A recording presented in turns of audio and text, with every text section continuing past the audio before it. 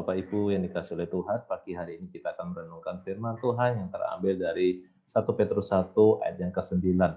Dan kamu mencapai tujuan akhir imanmu, yaitu keselamatan jiwa-jiwa. Judul firman Tuhan pagi hari ini adalah Faith Explosion, ledakan iman. Latar belakang dari ayat ini menceritakan seorang yang bernama Petrus menulis surat ini di mana ada banyak tantangan yang dihadapi oleh gereja pada zaman itu, di mana gereja mulai bertumbuh tetapi dihambat oleh pemerintah. Petrus menguatkan jemaat yang sedang sulit menjalani iman mereka kepada Tuhan Yesus. Bahkan untuk saat ini pula tidak mudah menjadi seorang pengikut Kristus, tetapi kita harus hidup dalam iman tanpa kompromi. Hari ini kita akan belajar ada 3 bentuk ledakan iman. Di dalam 1 Petrus 1 ayat 4 hingga ayat yang ke-5, untuk menerima warisan yang tidak dapat binasa, tidak bercela, dan tidak dapat pudar yang telah dipersiapkan bagi kamu di surga, kamu dipelihara dalam kuasa Elohim melalui iman kepada keselamatan yang siap dinyatakan pada akhir zaman. Jadi bentuk ledakan iman yang pertama adalah timeless faith, iman yang kekal. Iman di dalam Kristus Yesus itu tidak dapat binasa. Bagaimana itu bisa terjadi? Karena iman di dalam Kristus itu merupakan sebuah investasi di sorga. Matius 6 ayat 20, Yesus berkata, tetapi kumpulkanlah bagimu harta di sorga, karena di sorga baik hangat maupun karat tidak dapat merusaknya, dan pencuri tidak dapat membobol maupun mencurinya. Jika iman kita didasarkan pada hal-hal dunia ini, maka iman kita akan sirna. Iman kita harus ditujukan ke surga dan bukan pada hal-hal dunia ini. Itulah satu-satunya cara kita mengetahui bahwa iman kita tidak dapat binasa. Iman kepada Yesus Kristus tidak akan rusak. Iman kepada Yesus Kristus tidak akan pudar. Tren atau ide di dunia ini suatu saat akan memudar. Coba saudara membuka album foto saudara 10 tahun yang lalu bandingkan dengan saudara yang sekarang. Dari model rambut kita, cara berpakaian kita, postur tubuh kita, semua mengalami perubahan. Model 10 tahun lalu bila diterapkan untuk kondisi saat ini akan terlihat aneh dan lucu. Kita melihat foto-foto lama kita bisa tertawa-tertawa sendiri akibat dari pudarnya tren atau ide di masa lalu. Jesus is the same, yesterday, today, and forever. Yesus tetap sama kemarin, hari ini, dan selamanya. And the faith we have now will see us through the last days. Dan iman yang kita miliki sekarang akan melihat kita melewati hari-hari terakhir. Nah, bentuk yang kedua dari ledakan iman. Di dalam 1 Petrus 1 ayat 6 hingga ayat yang ke-8. Karena itu bersukacitalah sekalipun sekarang ini untuk seketika kamu berduka cita oleh berbagai pencobaan. Tujuannya adalah untuk menguji imanmu yang lebih berharga daripada emas fana yang diuji oleh api sehingga kamu memperoleh pujian dan kehormatan dan kemuliaan pada waktu Yesus Kristus menyatakan dirinya. Meskipun belum pernah melihat Dia, namun kamu mengasihinya. Meskipun belum nampak, namun kamu percaya sehingga kamu bersuka dengan sukacita besar dan penuh kemuliaan. Yang kedua, saudara, bentuk dari ledakan iman, yaitu tested faith, iman yang teruji. Petrus selamat dari beberapa badai kehidupan yang luar biasa, dan dia berkata, disinilah saya menemukan iman kepada Kristus ketika itu diuji. Apa yang Petrus temukan di balik iman yang teruji? Yang pertama, yaitu iman yang teruji itu berharga. 1 Petrus 1 ayat yang ke-7. Saudara, seorang tukang emas akan melelehkan logam mulia tersebut sampai menjadi cair, semua kotoran akan muncul ke permukaan dan tukang emas akan mengikisnya dan membiarkan logam itu menjadi dingin. Dia kemudian akan kembali dan mengulangi proses itu berulang kali. Tujuannya adalah memurnikan emas. Bagaimana dia tahu kalau dia punya emas yang murni? Ketika tidak ada kotoran yang muncul ke permukaan, atau ketika dia bisa melihat pantulannya di emas yang meleleh. Petrus berkata bahwa iman kita seperti emas saat diuji. Ia akan mulai membawa kotoran ke permukaan. Ketika kotoran disingkirkan, iman kita menjadi lebih berharga. Emas adalah standar yang kita gunakan untuk mendefinisikan nilai. Kita seringkali katakan istilah seperti setimpal dengan emas, anak emas, zaman keemasan. Di dunia Petrus dan di dunia kita, emas dianggap sebagai salah satu hal penting berharga yang bisa dimiliki seseorang. Meskipun emas itu berharga, itu adalah nomor 2 dari iman kita.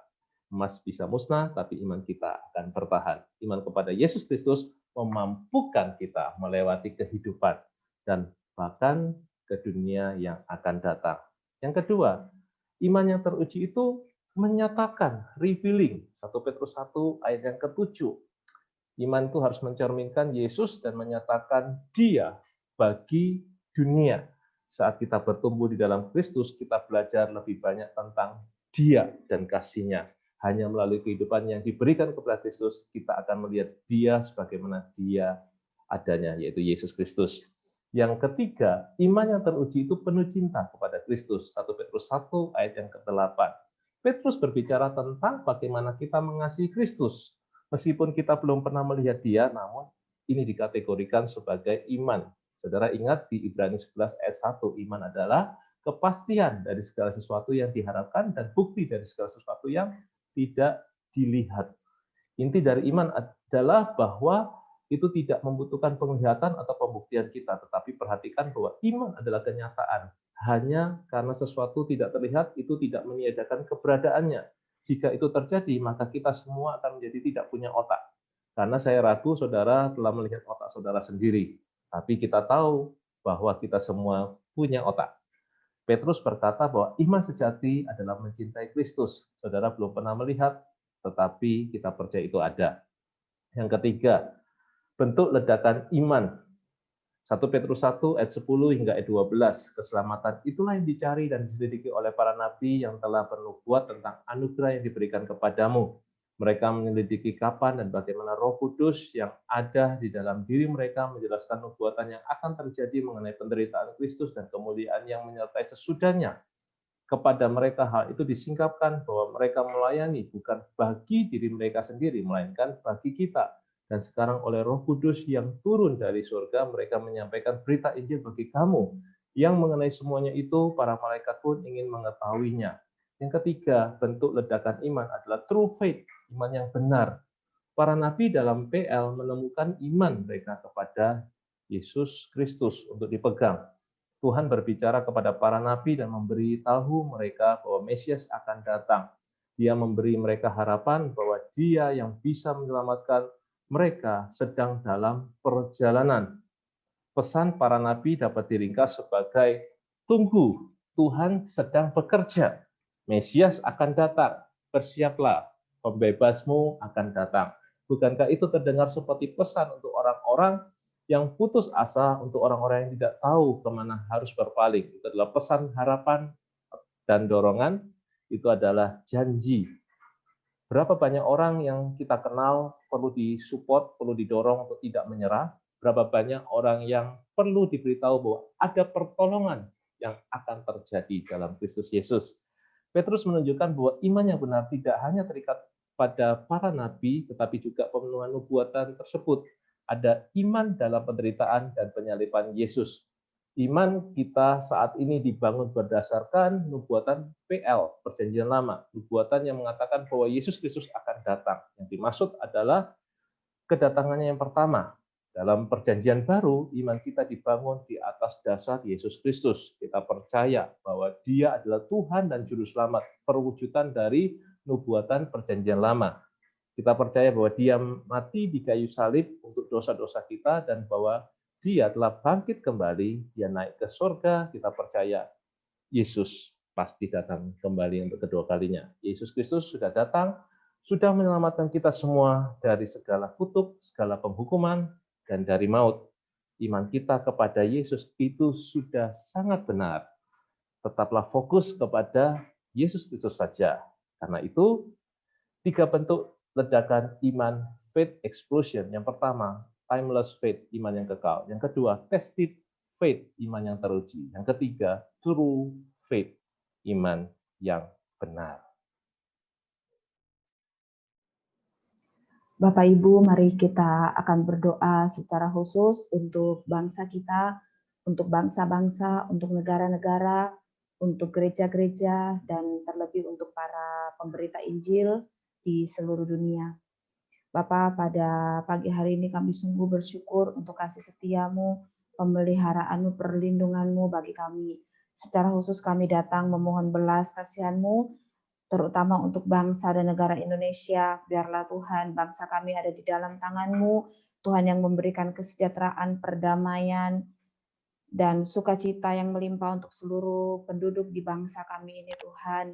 Biarlah bangsa kami menjadi bangsa yang baik, bangsa yang berakhlak, bangsa yang hidup dengan tidak membeda-bedakan dan mendiskriminasi, tetapi mereka menjadi bangsa yang hidup dengan penuh kedamaian. Kami juga berdoa secara khusus untuk setiap bangsa-bangsa dan negara di seluruh dunia, Tuhan.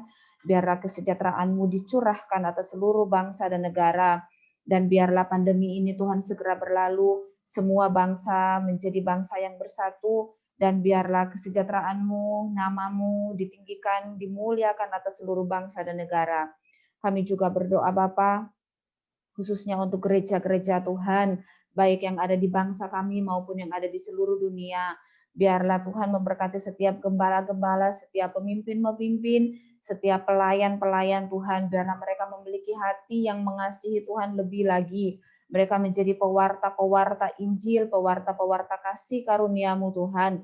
Dan biarlah nama Tuhan ditinggikan, dimuliakan, dan dikenal oleh seluruh manusia yang ada di muka bumi ini Tuhan. Dan biarlah Engkau yang bernaung di atas dunia ini, dan hanya Engkaulah Tuhan yang disembah. Terima kasih Bapa, kami bersyukur untuk pagi hari ini. Berkati juga setiap kami Tuhan, berkati setiap anak-anak-Mu, jadikan kami sebagai duta-duta Injil, pembawa kasih karunia, pembawa kabar baik untuk sesama kami, untuk orang-orang terdekat kami, untuk keluarga kami, untuk kota kami, untuk bangsa kami, dan bahkan untuk negara-negara dimanapun hidup kami Tuhan, dimanapun kami berada. Kami akan mewartakan kasih setia-Mu. Terima kasih Bapa. Kami bersyukur di dalam nama Tuhan Yesus. Haleluya. Amin.